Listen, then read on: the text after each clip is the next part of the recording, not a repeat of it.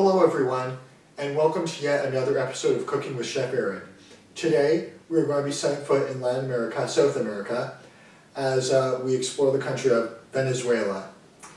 And as always, thank you. I want to give a big shout out to Melissa Franco Escudero for the request. Big shout out to you. And as always, I hope to receive more requests from other people sometime in the future. So anyway, let's get into it. So I'm going to start this review off by talking about the largest and capital city of Venezuela, which is called Caracas. And as you can see here, it's kind of like Toronto in the sense that it kind of has sort of futuristic buildings a little bit. But it's not really that captivating because you can kind of see how bland the colors are. You can see that it's mostly just white and gray buildings all over the place. Like it's not very captivating to say the least. And now I'm going to shift my attention over to the second largest city in Venezuela, which is called Maracaibo. And as you can see here, this city is very bland because there's not really a lot of like futuristic buildings going on here. There's not a lot of futuristic life going on here. You do see some rainbow colors like in the buildings, but it's kind of just generic architecture. Nothing too fancy, nothing too out of the ordinary. And finally, I'm going to talk about the third largest city in Venezuela, which is called Valencia. And this city is very bland, kind of looks a lot like Caracas, and it's more watered down, it's more toned down. Nothing really futuristic, nothing too colorful here, just generic white buildings. And to wrap up this review, I'm going to talk about the rural parts of Venezuela. And to anyone who's been watching the show for a while, you would kind of know where I stand on countries that lie closer to Mexico versus countries that lie closer to Brazil. Because Venezuela is closer to Brazil than Mexico, you will know that I'm not really a big fan of countries that are wet and muddy. Countries that are closer to Brazil I find more on the wet and muddy side. Yeah, as you can see here, there's like a lot of wet climates here, a lot of muddy climates, nothing too captivating here, nothing that's really within my interest here. So overall, I think I would probably have to give the country of Venezuela a C-. So anyway, with my review out of the way, we're going to be heading into my kitchen and we're going to be making a nice, authentic Venezuelan chili, which is comprising of bell peppers and onions and black beans and a bunch of other ingredients, and I think it will be really tasty with a little tomato passata. And I think it will taste really delicious. So anyway, come join me in my kitchen. Follow me please, and let's get started. Alright everyone, so in order to make the Venezuelan chili, you will need a lot of ingredients, and they are as follows. On this plate, I've got 1 onion cut into pieces, and I also have 4 cloves of garlic in this container, and I also have 1 red bell pepper chopped on this plate, and I've also got 1 green bell pepper chopped on this plate, and I've got 1 full package of ground beef, and I also have 1 tablespoon of cumin powder here, and I also have 1 tablespoon of rosemary right here, and I also have 1 tablespoon of oregano right here,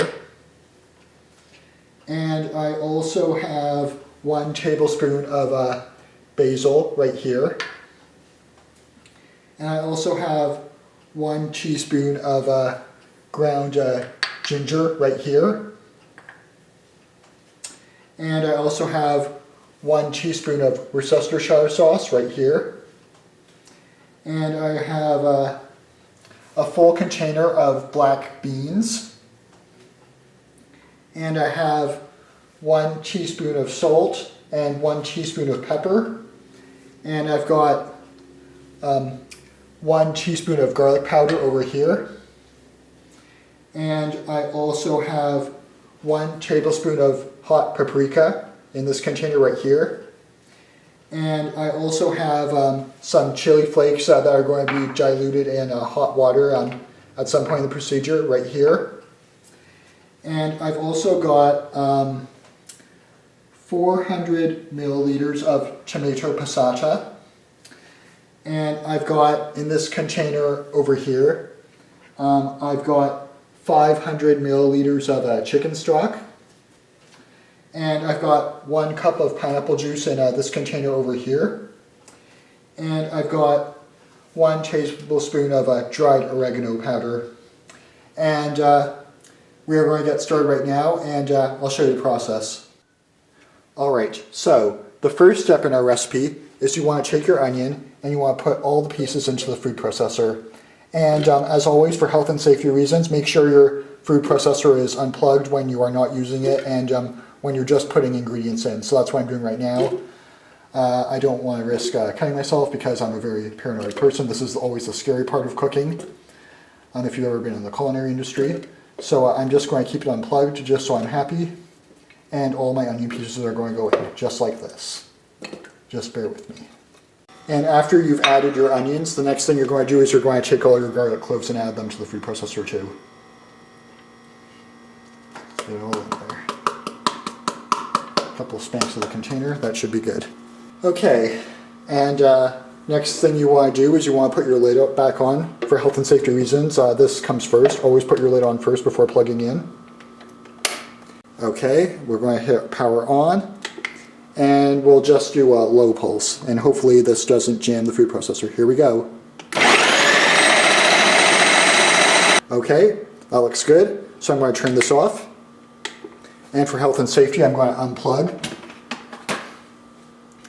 and then I'm going to take the lid off as such, remove the blade, put it aside, and I will see you all in the next step. Alright, and the next thing you're going to do is after you've blended your onions and garlic in the food processor, you're going to grab a spatula and you're going to transfer it all to the bowl, just as such. And there's a reason why I'm doing this, and you'll find out later in this demonstration. Might need a bigger bowl for the peppers. Okay, and the next step after you've transferred your onion and garlic mixture is you're going to be doing the exact same thing, only you're going to be adding your red and green bell peppers. And as always, make sure your food processor is unplugged before using it officially.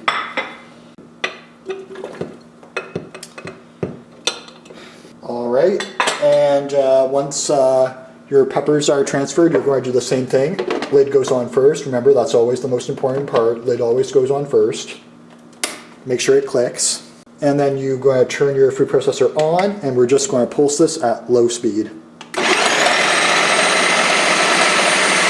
Okay, and that should be good. I'm just going to turn it off, unplug, remove the lid, take out the blade, set aside, and I will see you all in my next step. And with your red bell pepper and green bell pepper mixture completed, you're going to take all of it and add it to the onion and garlic mixture from earlier. Yep, and I know this is overflowing a little bit, but I think we'll manage. Looking very colorful, kind of like Christmas. Jingle bells, jingle bells. No. Okay, and as you can see here, my pepper and onion and garlic mixture was getting a little hard to mix. So what I did was I just transferred it to a bigger bowl and I mixed it together. And you want it to look like that.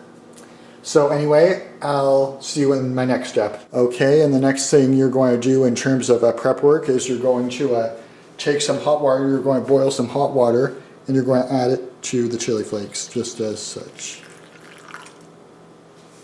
You're just going to take your mini whisk and blend this all together. Okay, so there is one final step of prep work before you officially start cooking. So we're going to take our ground beef and we're just going to transfer it all to the bowl. And to this meat mixture, we are going to take our cumin, our rosemary, our oregano, our basil, our ginger, our garlic powder,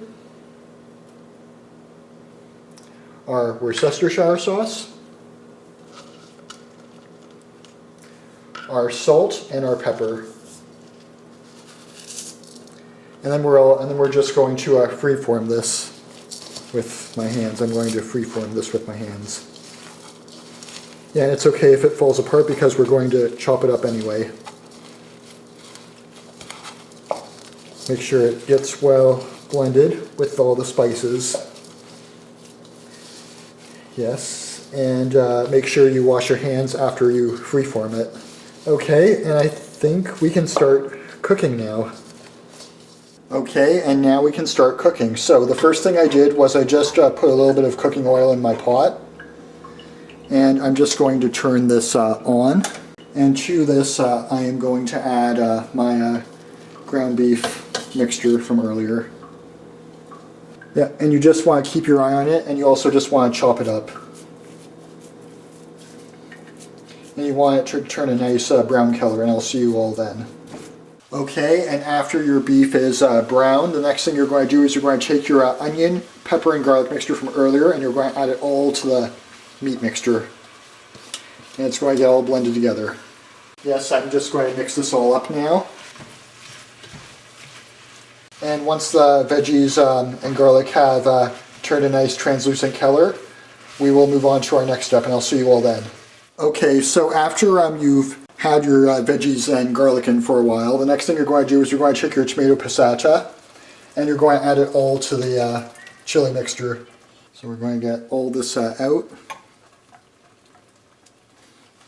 We're going to blend this all in.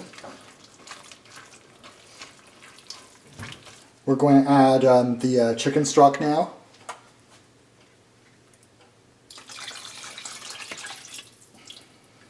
And the pineapple juice. We're going to add our oregano. Here's our hot paprika. A little bit of salt to taste. And a little bit of pepper to taste.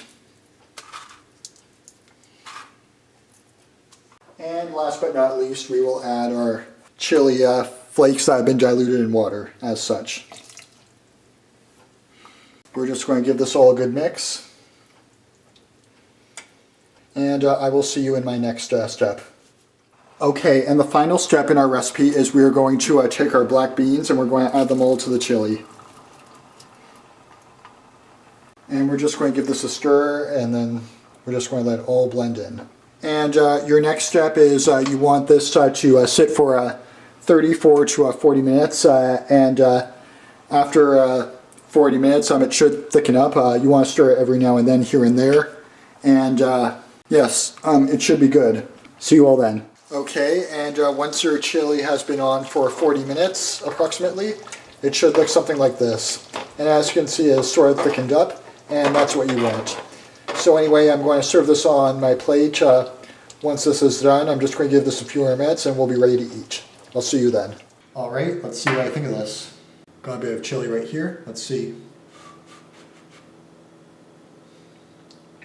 This is very nice. I can taste all the spices very well. The beans go well with the ground beef. Quite spicy. I have the urge to cough a little bit, but it's really good. Of course, chili will make you cough if it's spicy, but yeah. Still a little bit hot, needs to cool down a little bit, but let's try it with some rice. Alright, got a little bit of rice with it. Let's see.